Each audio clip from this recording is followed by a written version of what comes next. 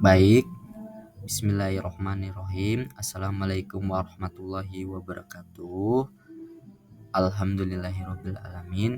Puji syukur kehadirat Allah subhanahu wa ta'ala karena atas rahmat dan karunia-Nya.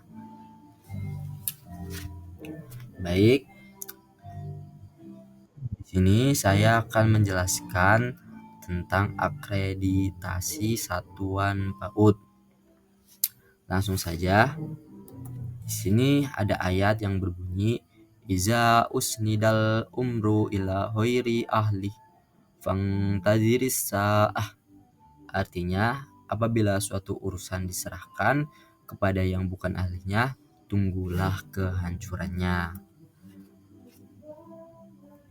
Hadis ini menjelaskan dasar pentingnya kompetensi pendidik, kurikulum yang tepat, dan proses penilaian kelayakan lembaga. Tujuan utama akreditasi.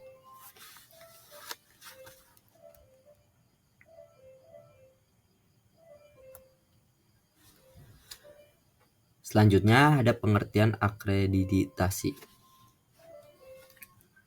Akreditasi adalah penilaian kelayakan program dalam satuan pendidikan berdasarkan kriteria yang telah ditetapkan.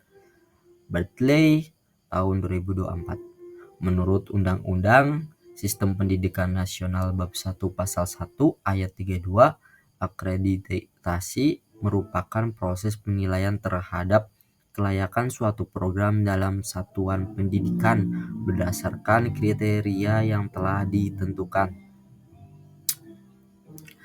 Ada pasal ayat 60 menjelaskan bahwa akreditasi dilaksanakan untuk menilai kelayakan program maupun satuan pendidikan pada jalur pendidikan formal dan non-formal di setiap jenjang dan jenis pendidikan.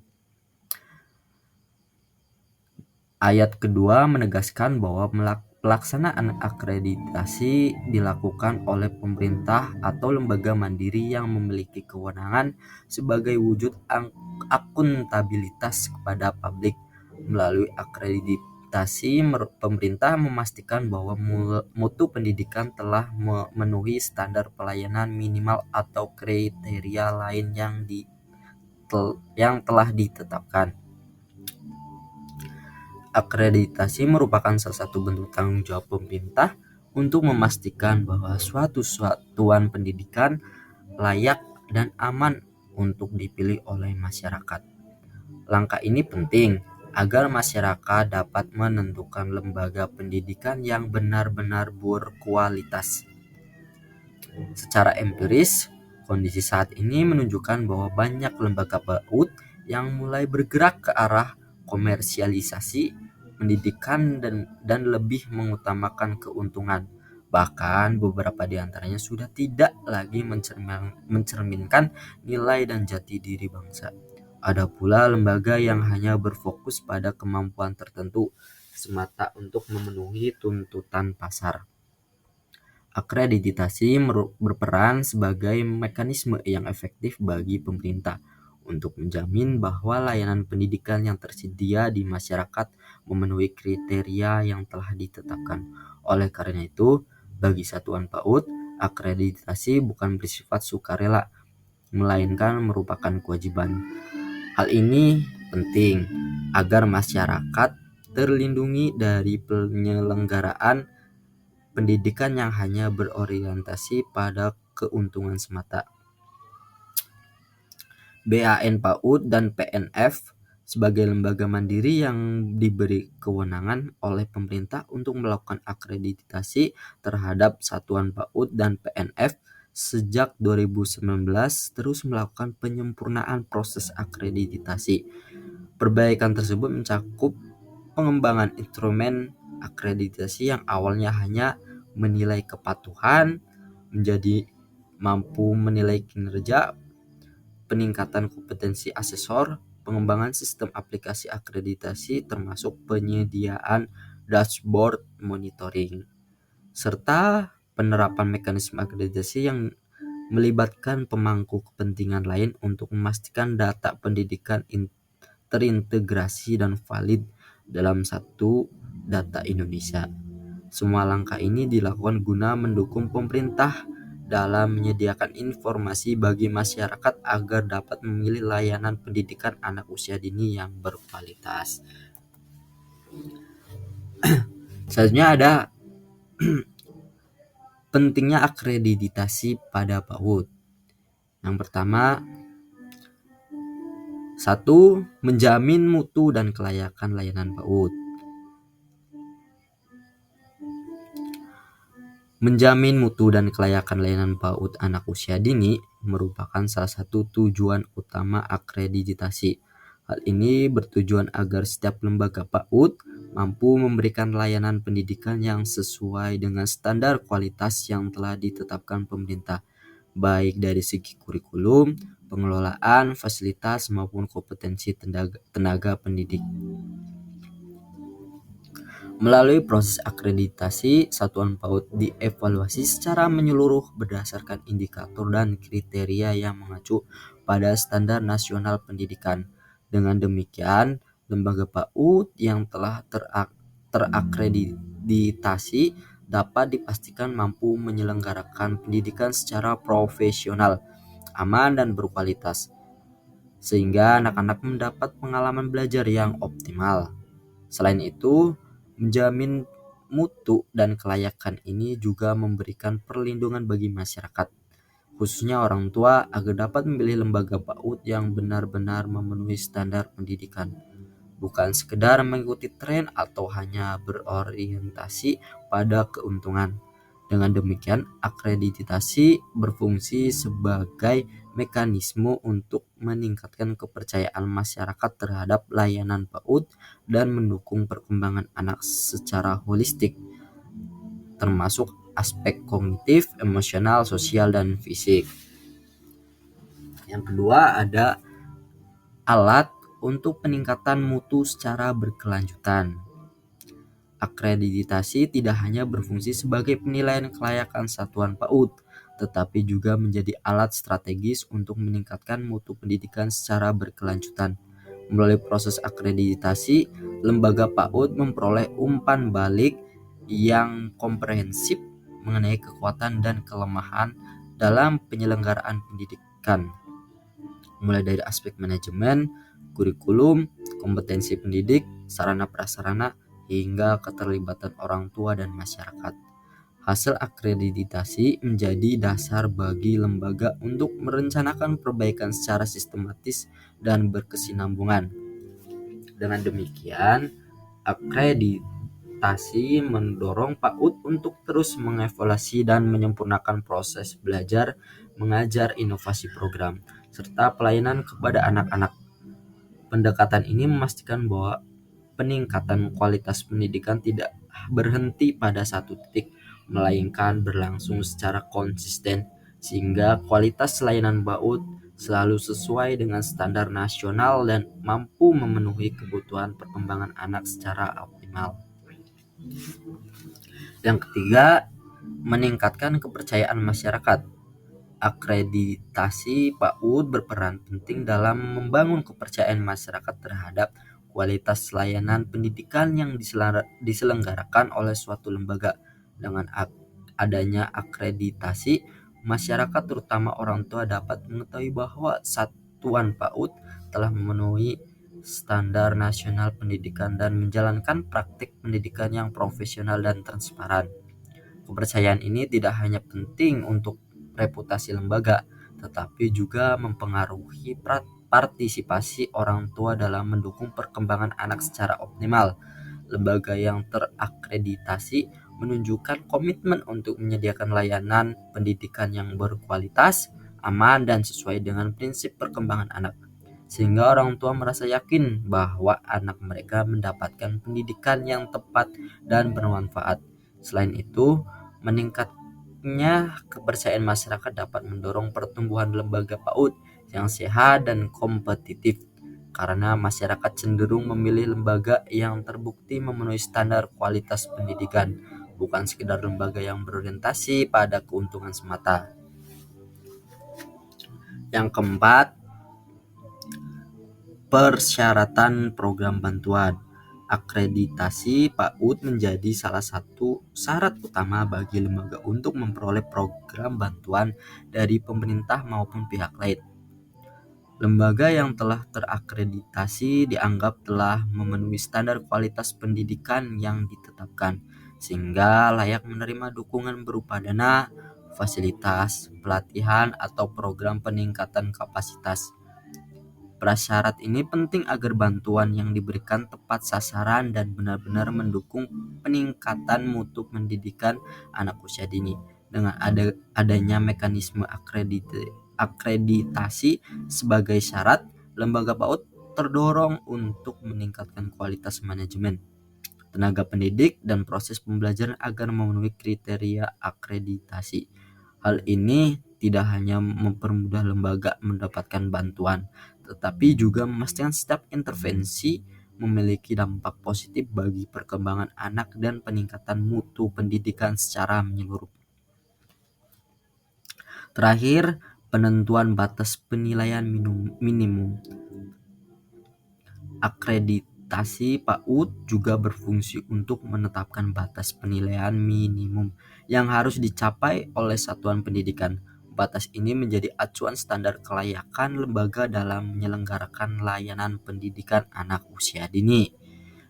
Dengan adanya batas penilaian minimum, pemerintah dan masyarakat dapat menilai apakah sebuah lembaga PAUD telah memenuhi prasyarat kualitas yang ditetapkan atau masih memerlukan perbaikan.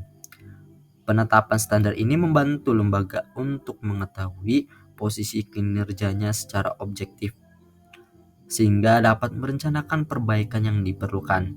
Selain itu, batas penilaian minimum juga memastikan perlindungan bagi anak-anak, karena hanya lembaga yang memenuhi standar kualitas yang dapat dianggap layak dan aman untuk diakses oleh masyarakat. Dengan demikian, mekanisme ini menjadi instrumen penting dalam menjaga mutu pendidikan PAUD secara konsisten di seluruh satuan pendidikan.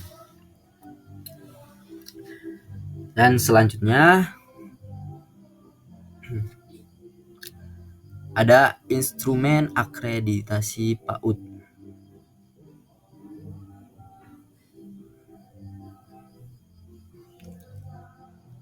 Yang pertama ada kinerja pendidik dalam mengelola proses pembelajaran yang berpusat pada peserta didik. Bagaimana pendidik mengelola proses pembelajaran yang menyediakan dukungan emosional kepada anak, menciptakan lingkungan aman, nyaman, penciptaan proses belajar secara efektif, dan memfasilitasi pembelajaran fondasional seperti agama dan nilai moral, nilai Pancasila, fisik motorik, kognitif, bahasa, dan sosial emosional. Kinerja pendidik dalam mengelola proses pembelajaran yang berpusat pada peserta didik dinilai melalui kemampuan guru merancang, melaksanakan, dan mengevaluasi pembelajaran yang sesuai dengan tahap perkembangan, minat, serta kebutuhan anak. Pendidik diharapkan mampu menciptakan kegiatan belajar yang aktif, menyenangkan, dan bermakna melalui pendekatan bermain, memberikan kesempatan eksplorasi, serta membangun interaksi yang hangat dan positif. Selain itu, guru melaksanakan penilaian autentik secara berkelanjutan untuk memantau perkembangan anak serta menggunakan hasilnya sebagai dasar perbaikan pembelajaran. Keseluruhan proses ini menunjukkan bahwa guru berperan sebagai fasilitator yang menyediakan lingkungan belajar kondusif dan mendorong partisipasi aktif anak dalam setiap kegiatan. Yang kedua,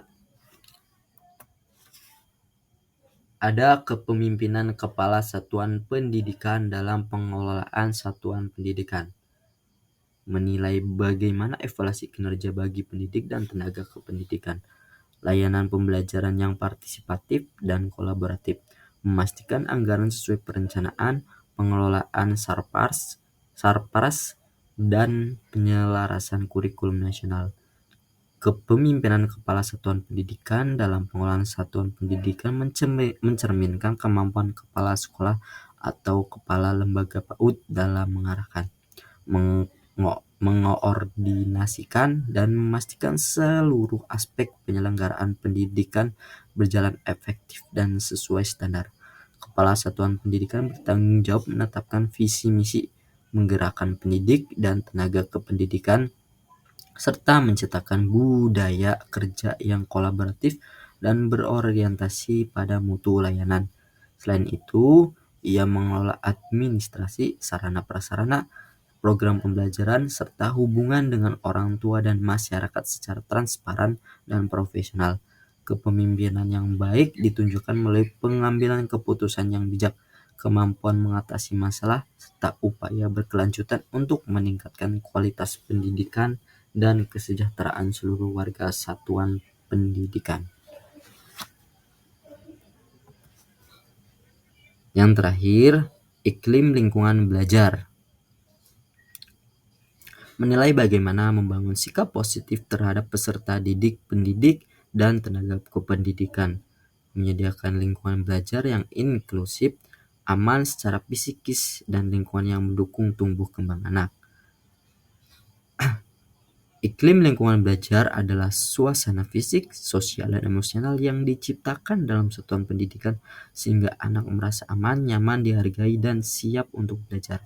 Lingkungan yang baik ditandai dengan ruang yang tertata rapi, bersih, serta kaya stimulasi sesuai usia anak, disertai interaksi positif antara guru dan peserta didik. Iklim belajar juga mencakup hubungan yang hangat, penuh dukungan, serta aturan yang konsisten namun tidak mengekang. Ketika iklim lingkungan belajar kondusif, anak lebih mudah berkonsentrasi, bereksplorasi, berani mencoba hal baru, serta berkembang optimal pada seluruh aspek perkembangan.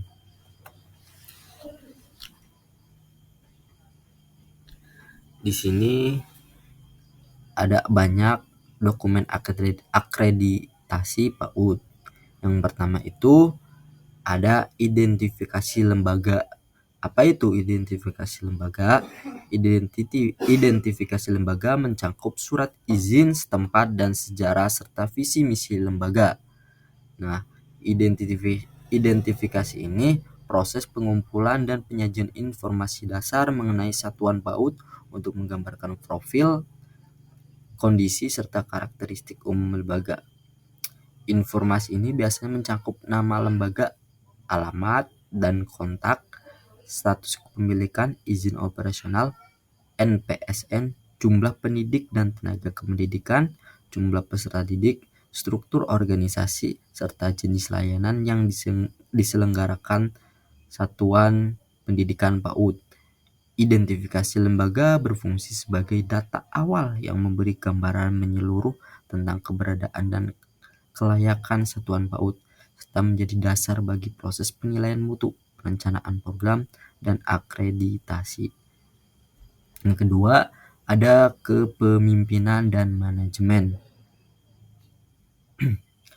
Di sini mencakup struktur organisasi, kompetensi pengelola, dan manajemen lembaga. Kepemimpinan dan manajemen dalam satuan PAUD mencakup kemampuan kepala lembaga dan mengarahkan, mengatur, dan memastikan seluruh proses penyelenggaraan pendidikan berjalan efektif sesuai tujuan. Kepemimpinan terlihat dari kemampuan kepala satuan pendidikan dalam menetapkan visi misi, membangun budaya kerja yang positif, mengambil keputusan yang bijak, serta memotivasi pendidik dan tenaga kependidikan. Sementara itu, manajemen berkaitan dengan pengelolaan administrasi, perencanaan program, pengorganisasian tugas, pengawasan, serta evaluasi untuk menjamin mutu layanan. Ketika kepemimpinan dan manajemen dijalankan secara profesional, lembaga mampu bekerja lebih terarah, kolaboratif, dan konsisten dalam memberikan layanan terbaik bagi perkembangan anak. Yang ketiga, ada kurikulum dan pembelajaran. Rencana pembelajaran seperti deskripsi materi dan metode, rencana pengembangan kurikulum. Nah, kurikulum dan pembelajaran dalam satuan PAUD merupakan dasar penyelenggaraan layanan pendidikan yang dirancang untuk memenuhi kebutuhan perkembangan anak secara holistik. Kurikulum berfungsi sebagai pedoman dalam menyusun tujuan, materi, metode, dan penilaian pembelajaran yang sesuai dengan tahap usia dini. Sementara pelaksanaan pembelajaran berfokus pada pendekatan bermain yang aktif, menyenangkan, dan bermakna. Guru diharapkan mampu mengembangkan RPPM dan RPPH secara sistematis, menyiapkan lingkungan belajar yang aman dan kaya stimulasi, serta mengelola kegiatan yang mendorong eksplorasi, kreativitas, dan interaksi positif anak. Melalui kurikulum dan pembelajaran yang terencana baik, PAUD dapat menciptakan pengalaman belajar yang berkualitas dan mendukung perkembangan fisik, kognitif, sosial, emosional, bahasa, dan moral anak. Yang keempat, ada guru dan staf. Nah, data guru dan staf dalam satuan PAUD merupakan sumber daya utama yang berperan langsung dalam menjamin mutu layanan pendidikan bagi anak usia dini. Guru bertanggung jawab merencanakan, melaksanakan, dan mengevaluasi pembelajaran sesuai kurikulum, sekaligus membangun interaksi yang sangat hangat, aman, dan mendukung perkembangan anak. Sementara itu, staf pendukung seperti tenaga administrasi, penjaga lingkungan, atau petugas layanan kesehatan sekolah membantu memastikan kelancaran operasional dan kenyamanan lingkungan belajar. Kompetensi profesionalisme serta kerjasama yang baik antara guru dan staf menjadi kunci terciptanya layanan PAUD yang teratur, aman, dan bermutu. Yang kelima, ada sarana dan prasarana. Pendapatan dan pengeluaran, rencana anggaran per tahun, dan prosedur administrasi. Sarana dan prasarana dalam satuan PAUD mencakup seluruh fasilitas perlengkapan dan lingkungan fisik yang mendukung proses pembelajaran serta keselamatan anak selama berada di lembaga. Sarana meliputi alat permainan edukatif, bahan ajar, dan perlengkapan pembelajaran lainnya. Sedangkan prasarana mencakup ruang kelas, area bermain, toilet, ruang kantor, serta halaman yang aman dan tertata. Ketersediaan dan kelayakan sarana prasarana menjadi indikator penting mutu layanan, karena lingkungan yang bersih, aman, dan sesuai standar membantu menciptakan suasana belajar yang nyaman, menstimulus perkembangan anak, serta mendukung pelaksanaan program PAUD secara optimal dan berkesinambungan. Selanjutnya ada keuangan dan administrasi, pendapatan dan pengeluaran, rencana anggaran per tahun, dan prosedur administrasi. Keuangan dan administrasi dalam satuan PAUD mencakup pengelolaan dana dan pencatatan kegiatan lembaga secara tertib, transparan, dan akuntabel untuk mendukung keberlangsungan layanan pendidikan.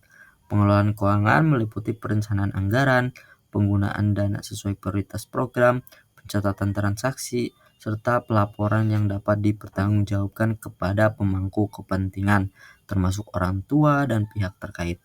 Sementara itu, administrasi mencakup pendataan peserta didik, pendidik dan tenaga kependidikan, penyusunan dokumen pembelajaran, pengarsipan surat menyurat, hingga dokumentasi kegiatan lembaga, sistem keuangan, dan administrasi yang tertata dengan baik, memastikan operasional PAUD berjalan efektif, transparan, serta memenuhi standar mutu yang dipersyaratkan dalam akreditasi. Ketujuh, keterlibatan orang tua dan masyarakat. Rencana keterlibatan orang tua dan bukti dengan kemitraan dengan masyarakat dalam satuan PAUD merupakan bagian penting untuk menjamin dan memastikan layanan pendidikan berjalan efektif, berkelanjutan, dan sesuai kebutuhan anak.